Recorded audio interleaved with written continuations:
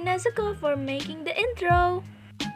Stop, smile to the camera, so you know to have motivation to make this project. Go to a mirror and watch me struggling to measure the length of this damn thing. Measure the desired length of the mouth guard. Mine's 5 inches. What's yours? Comment down below. So I'm marking 5 inches all around because it's easier to cut later on. As you can see, I'm cutting it all around and the markings are helping to make straight cuts. That's done. Nice and fresh. I'm tracing now so I can make a circle for the sides and I'm making 4. This part is an extra step. This is optional. Make a cross like this and then measure the radius. Using a compass with the length of the radius to make a perfect circle. So I made a DIY exact knife and spoiler alert, it didn't work. It just made the project look ugly. So I decided to poke it with the scissors instead. I'm gluing 2 together so it's not that flimsy. And I'm covering all of those with a green paper. I'm cutting a rectangle piece for the base, the cylindrical piece, and gluing it using a glue stick. So I made a mistake. You should cut a rectangle shape on the base for your mouth before covering it with a green paper. It would just make your project ugly. When I found out the mistake, I covered it with a green paper instead because I don't want to start all over again from the start. Re-zero. You start from 0. So yeah.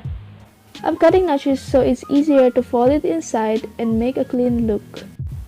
I'm using Elmer's glue, by the way. It's much stronger than the glue stick. So this is a freaking mistake I made. Okay, I'll still use it even it's crap. Got this kind of shape. And then like earlier, I folded it and glued it on.